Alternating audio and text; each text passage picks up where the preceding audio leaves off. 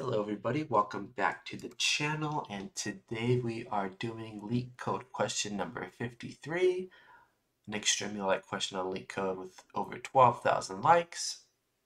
So let's read the prompt, read the question, and let's get into it. So maximum subarray number 53. So it says given an integer array nums, find the contingent subarray containing at least one number which has the largest sum and return its sum. So basically we can ask what is a subarray. So a subarray is a slice from a contiguous array basically. So it inherently maintains the order of elements. So contiguous means sharing a common border, touching. That's what the definition is. So as you can see right here, if we go through this nums array that we're given, -2, 1, -3, 4, we continue to go. We need to get the largest sum, which is going to be 6. And you can see that this is contiguous, right? Because these are all touching each other in the array. They're all next to each other. So we need to grab the largest sum of that and basically output that. So let's go ahead. We have, let's go ahead and kind of talk about the logic and how we're going to go about solving this problem. And then we'll get more into the code. So if we go ahead and look here, we see that we are basically given a list, right? So we have -2, we have 1, 3, 5, and -2. So let's go ahead and I'm going to start typing out exactly how this logic is working. So the first thing we want to do is we're going to create a two variables. The first one is become current sub, so where we're at in our current in our current list basically, but what our current subarray is. So we're going to go nums of 0 equals well, I'll just type it. So nums of 0, right? And I'm going to say nums of 0 we know is -2, right? So we want to get basically the first element in the list, and then we want to do our max sub right here, and it's going to be starting at the same index, and we know that that is -2, right? So what we're going to want to do here is basically we want to iterate through our list, but we're going to start at 1. So we're going to start at 1 here because we know that we're basically iterating. We already know what the first element in the index is, so we're just going to start at 1. Okay, so we're starting at 1. I'm just going to make this like this, space it out a little bit so you can see it a little better. So at 1, what are we doing here?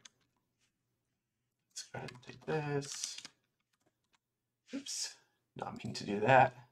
So at 1, what are we doing? So what we're doing here is basically we are looking at what our current subarray is. And our current subarray right here at 1 is 1. So current sub equals 1. And then our max, this is good. Our max sub is greater than -2. So our max sub is 1, right? Because 1 is greater than -2. So let's go to number 2 now. So we're at number 2. And what is it at number 2? Well, we have our current sub is going to be 1 plus 3. And that is going to equal 4. And 4 is greater than our max sub at 1. So we update this, and now our max sub is equal to 4. Okay. And then let's go to index 3. Oops. And let's go to, so that current sub is 4 plus 5, which is equal to 9. And now this max sub is updated to 9, right? And then if we go ahead to the last index, it is -2. Okay,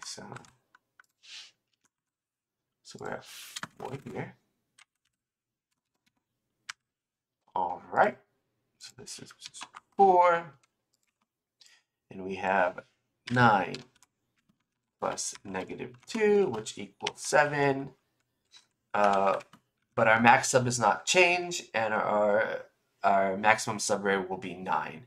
So we basically want to first start off at our first index in our list. So that's basically what we're wanting to do.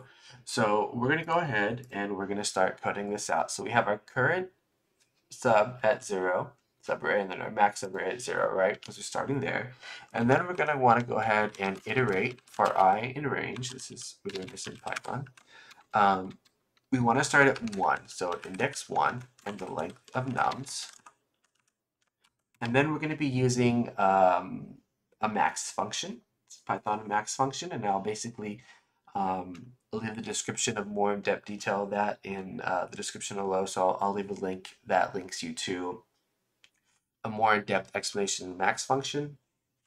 And the max function is Python is, really handy. We're trying to find it. It returns the item with the highest value. We know that. Or the item with the highest value in an iterable. So that's basically what a max function is. So because we want to find the max value, that's why we're going to use that. So if we go ahead, we're going to say current sub is equal to the max of nums I, right? Or nums I plus our current sub. So this is basically saying we're starting at 1, like I said. So we're starting at 1 on our list. And is nums I greater or nums I plus the current sub? And that's basically what we're doing here, right? We're basically doing the math right there. And then let's go for our max sub is either going to be our current sub or our max sub. And that's showing it right here, our max sub, because this gets updated, right? So then we're going to basically be showing, like, right here is perfect. So our current sub, is it greater at 7, or is it our max sub at 9? And it's obviously going to be 9. And then all we do is we just return our max sub. So let me go ahead and run this. Oops, gotta spell it right. All right, and our output is 9. Perfect, so that works. Let's go ahead and submit. See what we get. So our runtime is 60 milliseconds faster than almost 90% of our Python 3 online submissions. So I hope this was helpful, and I hope this taught you something.